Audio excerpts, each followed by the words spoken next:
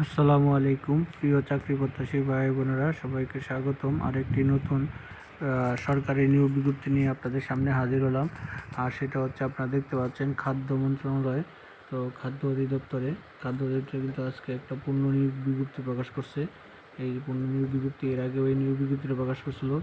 তো এই নিয়োগ বিজ্ঞপ্তিটা প্রায় 1700-1800 জনের মতো একটা নিয়োগ বিজ্ঞপ্তি বর্তমানে প্রকাশ করছে আজকে তাদের অফিসিয়াল ওয়েবসাইটের মাধ্যমে। প্রায় 1791 জনের একটা নিয়োগ বিজ্ঞপ্তি টোটাল। তো এটা কিন্তু 23-এও ছেড়েছিল, তো তার পাশাপাশিতে আবার এখন আবার ছাড়ছে।